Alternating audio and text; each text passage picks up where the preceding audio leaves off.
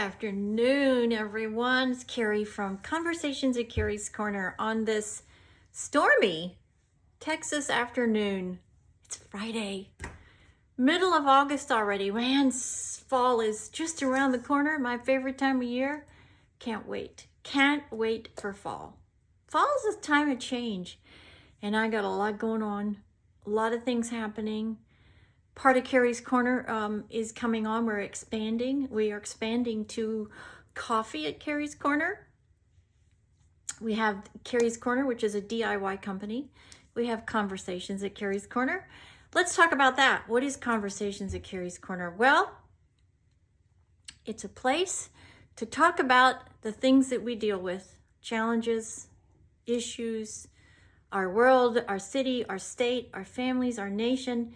Anything and everything is on the table to talk about. Because when we talk to each other and we use these to listen to each other, well, that's when we make change. That's when we can make changes and hopefully bring back working with each other again, listening to each other, having some common ground, a place in the middle. A place to sit down and talk about the issues that we need to resolve in whatever the environment is, whether it's your home, whether it's your city, whether it's your state, your nation, our world. We all deal with our own things in our own way and in our own time, but we have forgotten how to talk to each other. We have forgotten how to live and respect each other's opinion.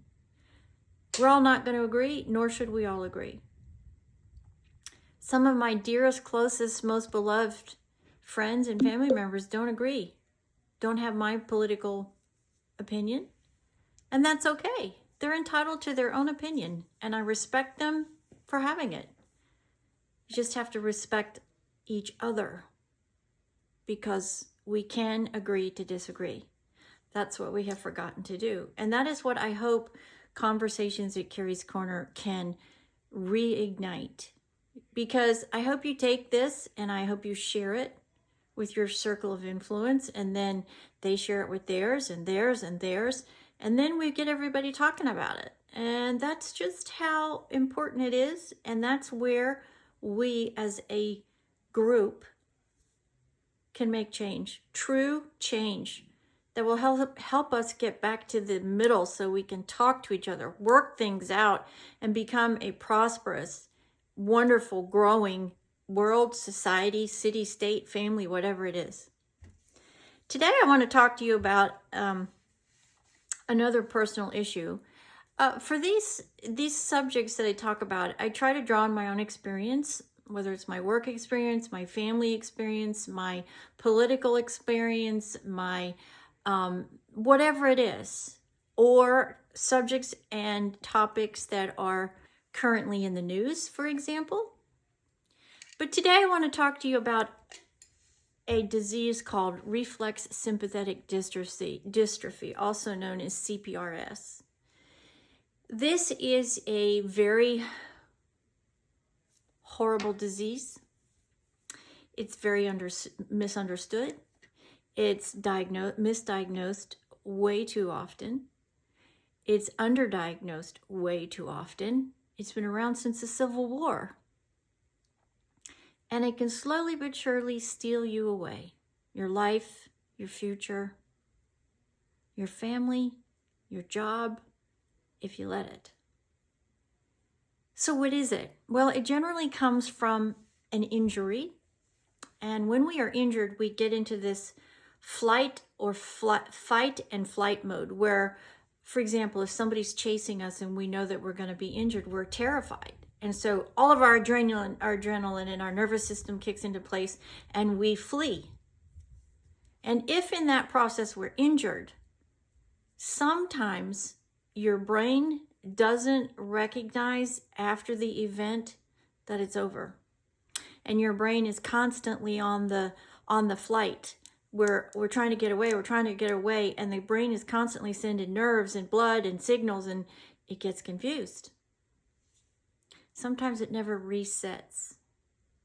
And that's the simplest explanation for RSD. That's obviously not the medical one, but that's the simplest one that I can come up with so you can understand. So in 2006, I fell into a pothole in the city of Phoenix, a big one. I didn't see it. I was too busy talking to my friends. We were headed to a Diamondbacks baseball game, and I didn't see it. Completely fell in, and my left ankle basically exploded. The soft tissues, that is. And within about 3 minutes, my foot was the size of a duffel bag. That's a good example. It exploded in swelling. I was in so much pain. Anyways, we were close enough to the ballpark that we went to the ballpark to seek some medical attention. And I lasted about 30 minutes, had to go, went to the emergency room.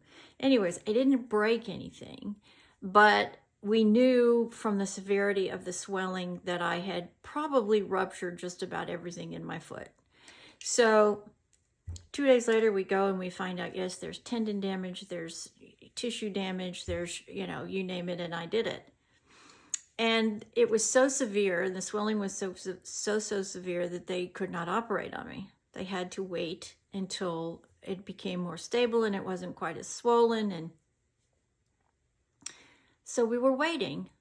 And about 2 weeks into that, I noticed something was wrong. I noticed that I was getting this horrible, like my skin felt like it was on fire. And then I'd get these jabbing, horrible, sticking pains like somebody was sticking needles in my foot.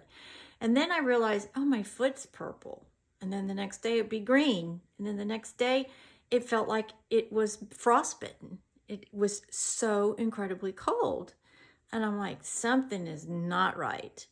So I went to the surgeon and he was like, oh my goodness. I'm 99% sure that you have a condition called RSD. And I'm like, what in the hell is RSD? What are you talking about, dude? Because it's a very serious disease, and I'm going to send you to a specialist who happened to be a neurologist. I'm like, a neurologist? Wait, I didn't hurt my brain. What's happening? I'm confused. He sort of explained what I just explained to you, and I'm like, oh, okay, well, so what? How do I? He goes, I am not a specialist. I can't, in all good conscience, operate on you, because if I do, it could make it worse. It could trigger it to go to another place in your body. So you have got to get in to see a specialist. So I did. 2 days later, I had the confirmation that I had RSD.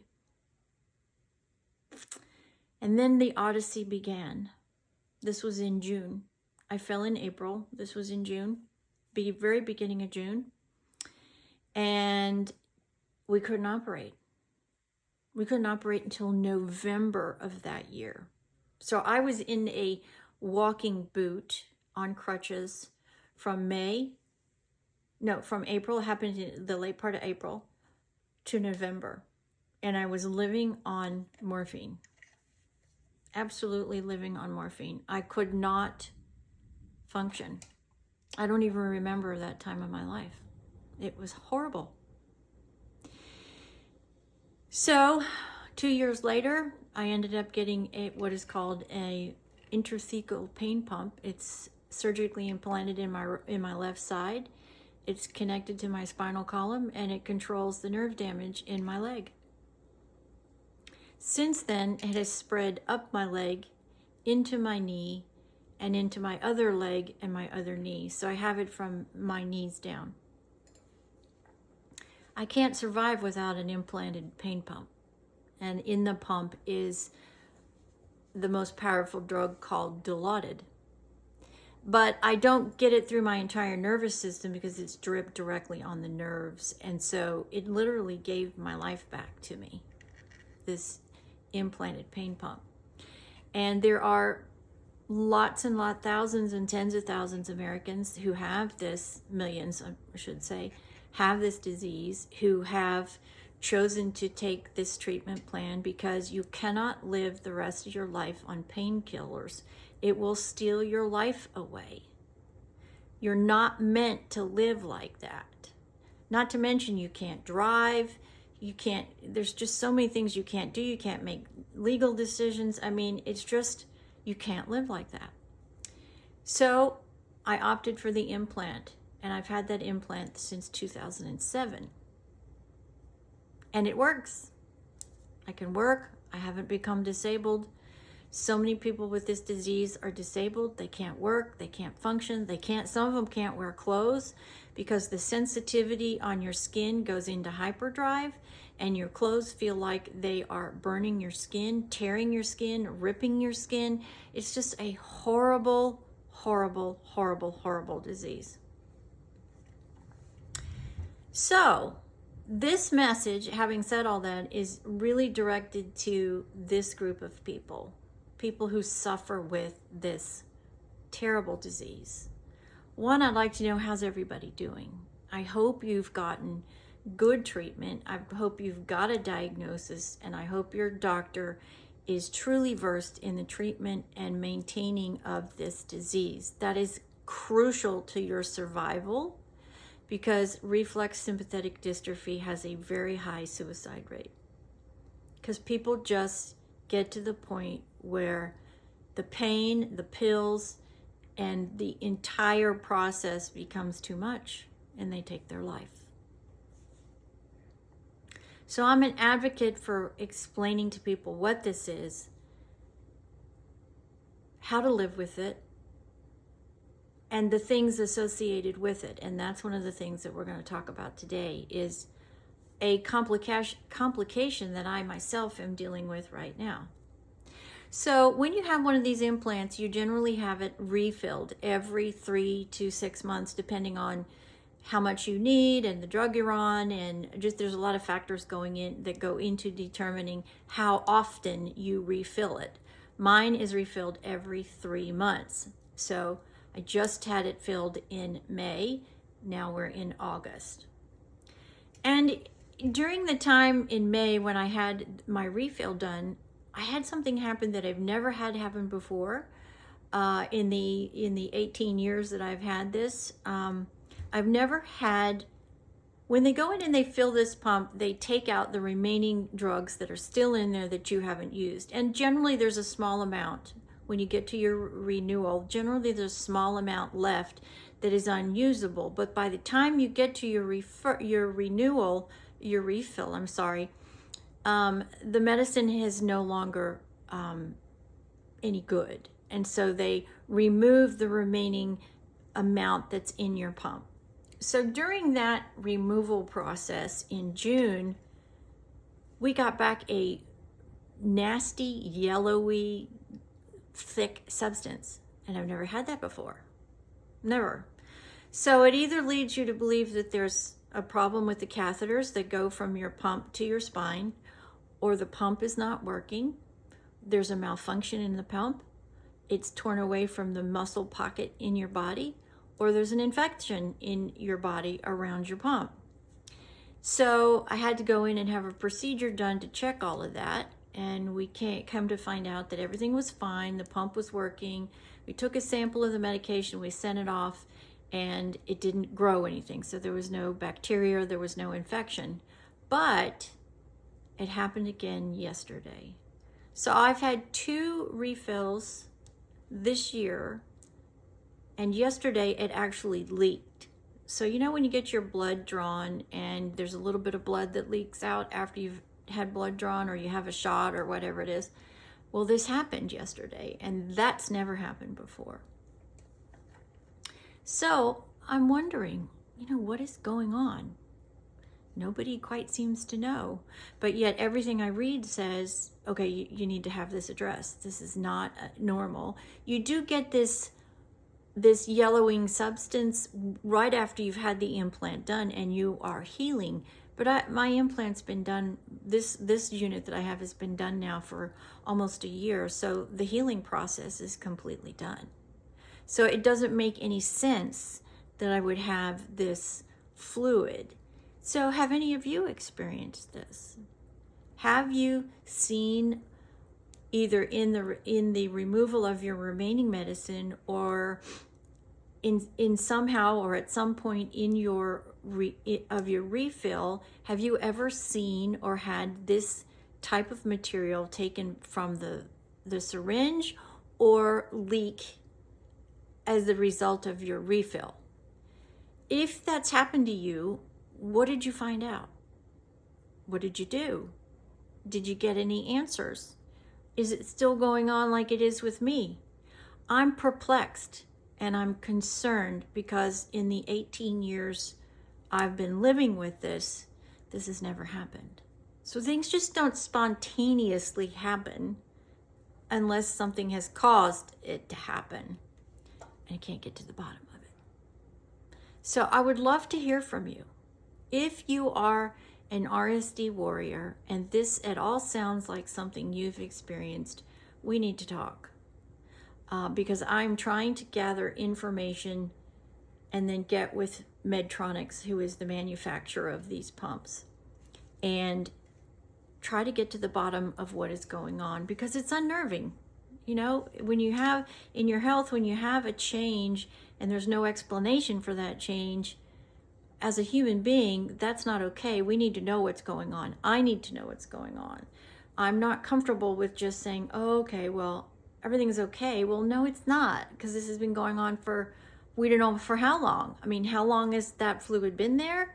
Even though it didn't grow anything and there's no infection there, I'm healed, so it shouldn't be there. So what's happening? That's what I'm trying to find out. I'm trying to gather information that I can take from other examples of people who potentially have had this happen. And what did you do? Well, how did you treat it? Did you find something else out? That's what I'm looking for. So if this fits for you, we need to talk. Because when it's so important that all of us as RSD warriors and survivors, we share our information so we can make sure that we're being taken care of in the appropriate way, in the appropriate fashion, so somebody else down the road does not experience what we are experiencing. So I want to hear from you if this sounds familiar. And I just want to know how you're doing. You know, it's a terrible disease. It can be life-consuming. I want you to know, if you're new to this, I'm 18 years into it, and I have my life. It was a struggle. It's cost me a fortune, well over $2 million. Thank goodness I've had insurance, but it's still financially almost bankrupted us. But I have my life. I can work. I can be with my grandkids. I can be with my husband, my loved ones. I can have my career, but it has nearly bankrupted us. And sometimes I really wonder, well, maybe I should have gone. Maybe I should be disabled. But that's not me. I don't want to take advantage of the system. I don't want to say I'm disabled when I can still work. Now, you know, there are days, though, you know, I'm going to tell you, there's some days where I get a flare in this disease and it puts me down. Because if you've never experienced true chronic pain, where you just can never get away from it, it consumes every minute of every day, you don't understand the kind of emotional trauma that gives somebody. So I just really need to know. I'm concerned maybe something is happening that I'm not aware of. And unless somebody can tell me differently, I still need to find as much information as I can, collect it from others who are in the same position as I am, and then go back to my doctor and back to the manufacturer and say, okay, this is what I've found. This is what others like me have told me. What are we going to do about it? Because I'm not just comfortable saying, I'm just going to leave it alone. Because it's only just started, and it hasn't happened for 18 years, 17 of the 18 years before this. So I do want to hear from you. You can reach me through any of the social media channels. I try to post this on all the websites I'm on except LinkedIn. I don't generally put these videos on LinkedIn, but I do Instagram, Facebook, TikTok, Truth Social, Rumble. I do put them on Rumble too. So if you're an RSD warrior, let me hear from you. We all need to work together anyways. I would love to know how you're doing, where you are, how your treatment's phasing. Can I answer any questions? Because I'm 18 years into this, and there's a lot of people that are just newly diagnosed and they're terrified of all of it. And I get that. I was too. So I'm here to help you with that too. I want to do that for you. I didn't have anybody when this started, and it was terrifying. Absolutely terrifying. And it took hours and hours of me and my husband doing research to really get a good handle on what this was and what I needed to do. I just knew I needed my life back. And if I didn't take the step to get an implant, I don't know that I'd be here today. That's how much I believe in this treatment, because I'm working, I'm functional, and I'm expanding my companies too. So I want you to know there is hope.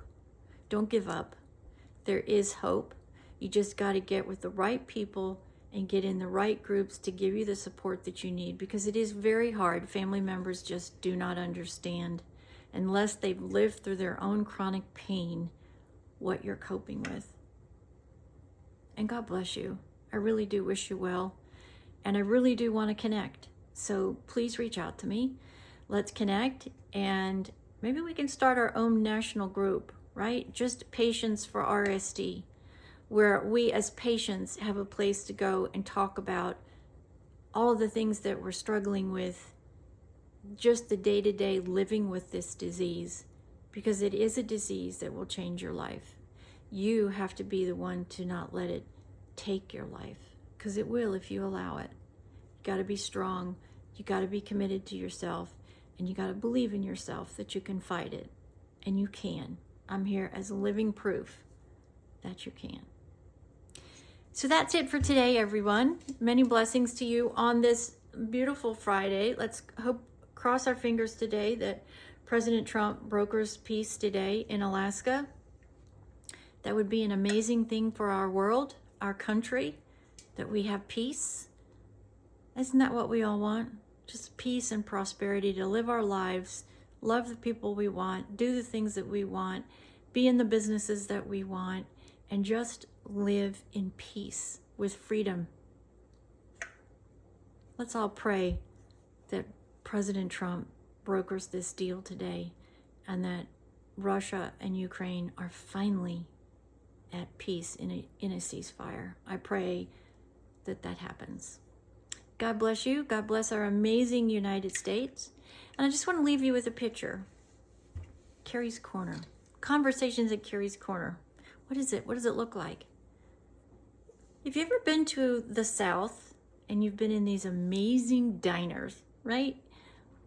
Some of them people are on skates. But you normally walk into these beautiful establishments and there's this beautiful long bar and there's bright colors and chrome everywhere. You could sit down at the bar, have a coffee or a Coke or a hamburger, a slice of pie, whatever. And inevitably you'd sit there and you'd end up making conversation with somebody that you were sitting with. My mother did this every single time we went to one of these. And I was just struck by just sitting down at a table and talking to each other. She would make these friends, and some of them ended up being lifelong friends. I mean, that's how well they connected. That's what we're missing in our society. Sitting at a table and talking to each other, listening to each other, respecting each other, and then coming away maybe with a new perspective. Maybe you change your perspective, but you come away listening and respecting to somebody else's position, and that's what we've got to do so we can get back to that table and truly make change to make not only our homes better, our families better, our cities, our states, our countries, and our world. We have to learn to respect and listen to each other. And that's what I hope Konversations at Kerrie's Korner can help inspire. So share this if you know somebody that is had an injury and they're not doing well, and maybe they've been misdiagnosed. Maybe you know somebody with this disease, but please share it. And then hopefully that circle of influence that you have will share it with their next circle, because that's how we do this. That's how we get the conversation and the motivation going to make change. God bless you. God bless this amazing country. God bless President Trump today. And let's all pray for world peace. Many blessings on this TGIF.